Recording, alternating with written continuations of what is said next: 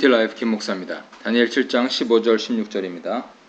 그 전까지 다니엘은 꿈을 해석한 사람이었지만 이제는 자신이 받은 환상의 의미를 알지 못해서 번민하는 존재로 등장하고 있습니다. 그때 한 해석자가 나타납니다.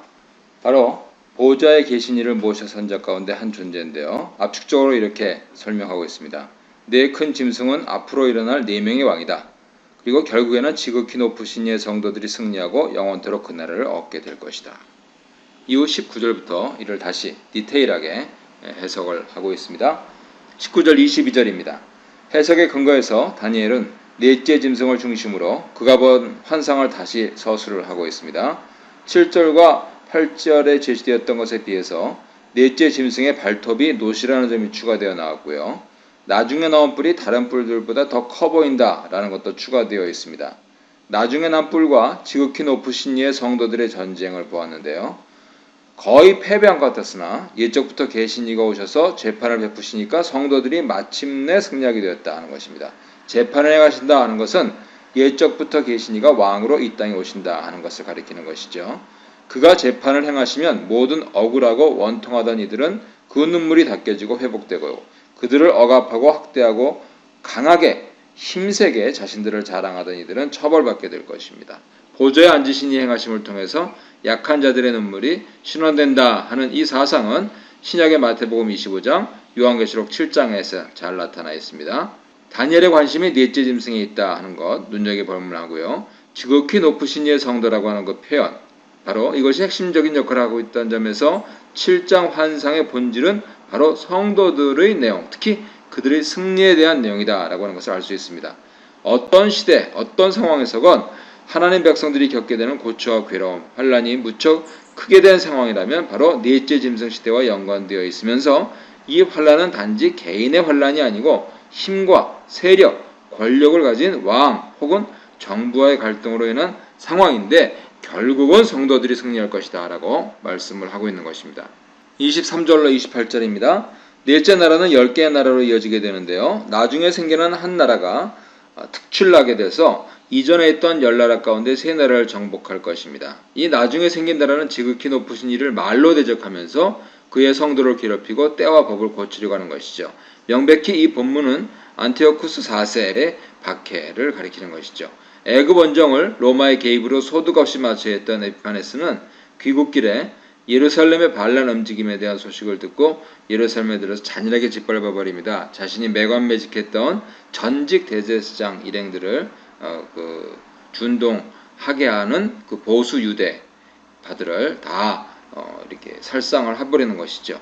그 명분으로 할례, 안식일 준수, 돼지고기 먹고 거북 이런 것들을 전통을 지키느냐 아니면 사느냐라고 하는 것에 있어서 하루에 수만 명이나 죽고요.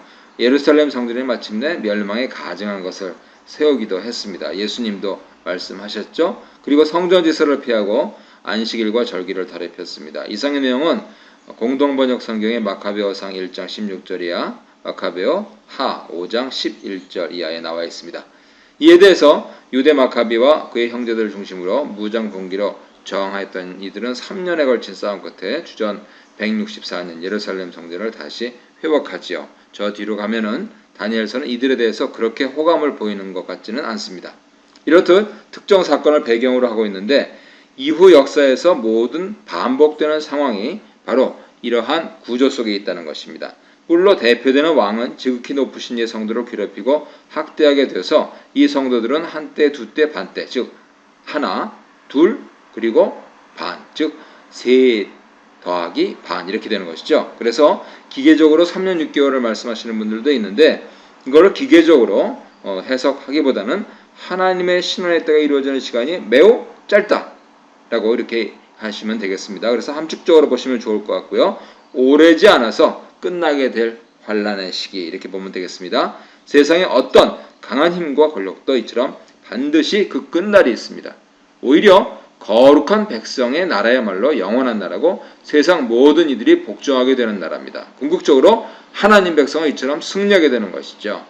용감 무쌍한 그러한 넷째 짐승과 그리고 그 뿔의 패배 그리고 반면에 괴롭힘을 당하던 거룩한 백성의 승리는 다니엘서에 줄기차게 등장하는 역전승 바로 이것을 보여주는 것이죠. 문제는 지금 당장 너무 힘들고 어렵다는 것이죠. 그래서 어떻게 이 현실을 이겨나갈 것인가? 바로 환상으로 하나님께서 성도들을 격려하시는 부분이 나옵니다. 환상은 도무지 그렇지 못한 현실을 살아가면서 절망하고 체념하게 될 때 현실이 아니나 현실로 될 그날을 목격하고 바라보게 하는 것이죠.